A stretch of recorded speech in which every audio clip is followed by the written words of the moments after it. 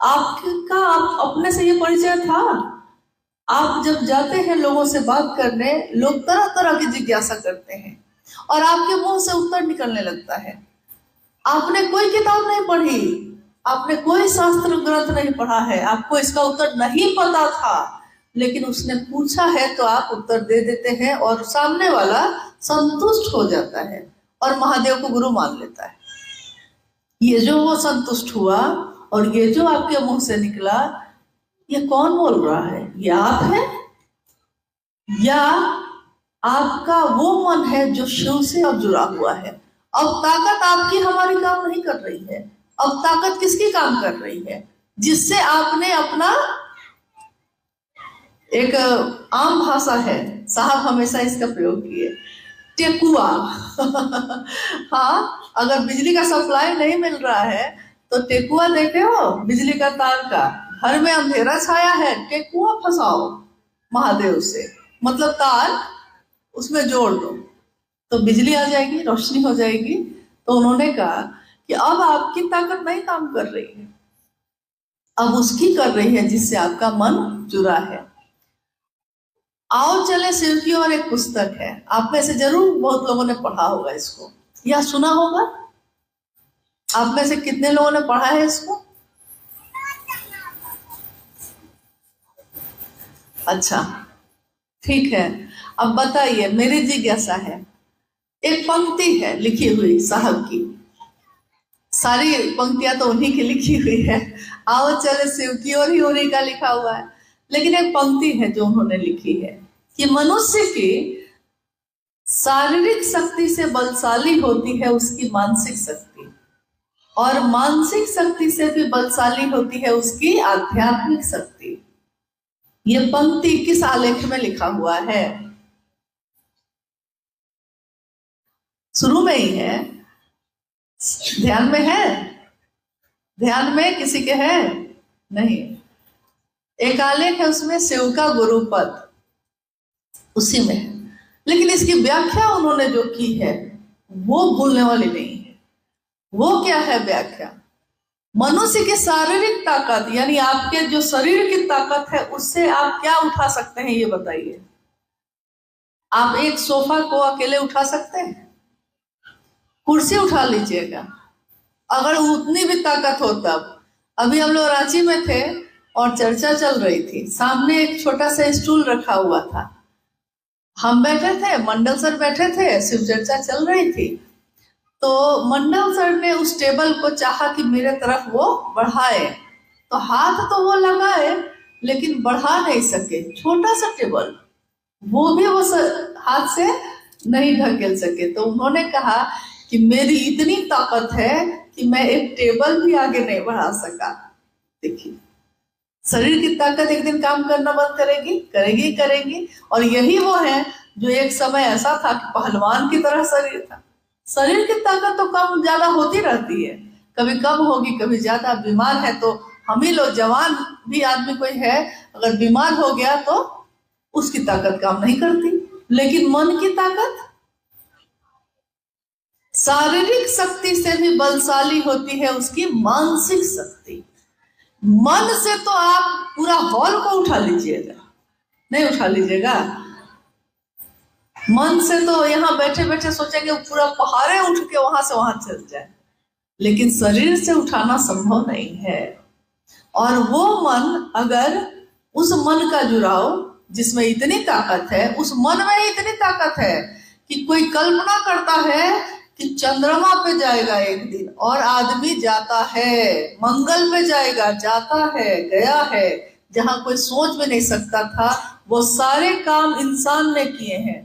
और उसकी कल्पना में था, कभी ये कल्पना में सोचा होगा कि हवाई जहाज बनाएंगे, कल्पना में सोचा होगा कि इतना बड़ा घर बनाएंगे, लेकिन एक दिन जो कल्पना यानी मन में थी वो सामने फिर आई ना।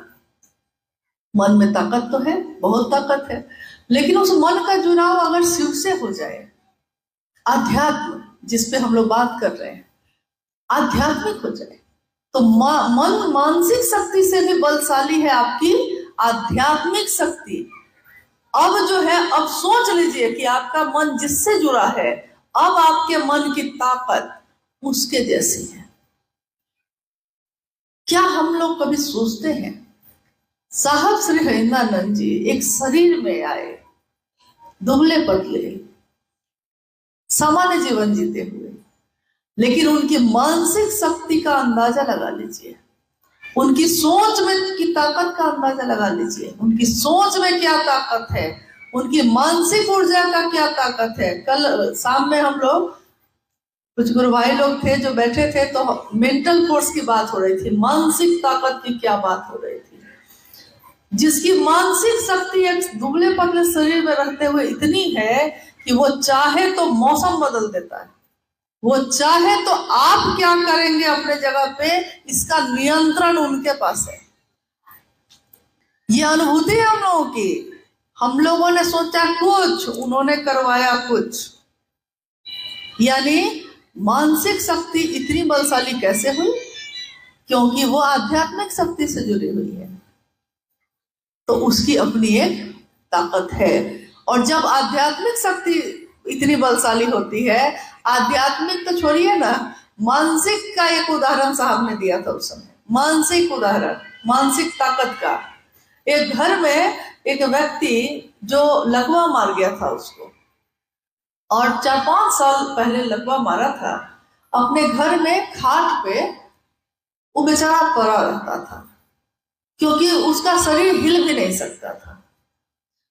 लोग उसको खाना खिला देते थे खटिया पे आके, और सारे काम उसके कोई ना कोई, किसी न किसी पे आश्रित रहना पड़ता था। एक दिन गांव में आग लग गई। कभी कभी गांव में आग लगती है, तो जैसे झारखंड या छत्तीसगढ़ ये सब के जो गांव है, तो उसमें बहुत सट के घर नहीं बना हुआ है। एक घर यहाँ है तो दूसरा घर वहां है, बहुत नजदीक नहीं बना हुआ है। लेकिन आप बिहार चले जाइए, उत्तर प्रदेश चले जाइए, तो वहां एक ही दीवार में 2-2 घर बना हुआ है, इतना नजदीक नजदीक है। तो अगर एक घर में आग लगेगी तो एक साथ 10 घर में आग लग जाती है। तो आग लगी गांव में, और धीरे धीरे आग वो फैलती चली गई। जब आग लगी तो सब अपने प्राण बचाने के लिए भागे। स्वाभाविक है वो भी भागेगा, लेकिन वो भागेगा कैसे? क्योंकि उसका शरीर तो हिल भी नहीं सकता था। घर के लोगों को याद भी नहीं रहा, आग इतनी तेजी से फैली कि घर के लोग अपना प्राण बचाने के लिए भागे। किसी को होश नहीं रहा कि वो व्यक्ति जो खाट पे पड़ा है वो तो असहाय है। लोगों ने देखा, गांव के लोगों ने देखा कि जो 4 सालों से हिला भी नहीं था वो भागा जा रहा था, क्योंकि वो समझ गया कि कोई मेरी सहायता नहीं करेगा। जब तक कोई करता रहा वो निर्भर रहा, और जिस समय उसको लग गया कि कोई मेरी मदद नहीं करेगा, उसने मतलब जो उसके आराध्य थे उसने उसको पुकारा, और मानसिक ताकत उसकी इतनी मजबूत हुई कि उसका शरीर जो लकवा मारे हुए था 4 साल से, हिल नहीं रहा था, खड़ा हुआ और दौड़ गया। मन के हारे हार है, मन के जीते जीत। मन अगर मजबूत है तो आपके शरीर पे उसका असर पड़ता है। इसीलिए शिव की चर्चा में जाने पे हमारी बीमारियां ठीक हो जाती है। तबीयत खराब है, घर में पड़े हुए हैं, कोई जबरदस्ती आके बुला के ले जाता है, और जब लेकर चला जाता है तो वहां जाके हम लोग एकदम ठीक हो जाते हैं। फिर घर आते हैं तो फिर बिस्तर पकड़ लेते हैं। घर के लोग कहते हैं अभी शिव चर्चा के लिए तबीयत ठीक हो गई थी, घर में वही मामला है। मामला यही है, किसके सानिध्य में हम रहे, किसके साथ हमने रहना सीखा है। तो महादेव के साथ रहना सीखा है तो क्या करना है? साहब का संदेश साफ है, बनो तो शिव, रहो तो शिव, और जियो तो शिव। यानी शिव की तरह ही होना है। अब आप खुद पता करिए कि शिव कैसा है। आपके संपर्क में वो शिव जैसा आएगा, उतना भर भी अगर हम अपने जीवन में उतार लेंगे, मेरा मन जितना भर महादेव के नजदीक हुआ है, जितना मेरे मन ने समझा है, उतना भर भी अगर हम अपने जीवन में उतार लेंगे तो क्या होगा?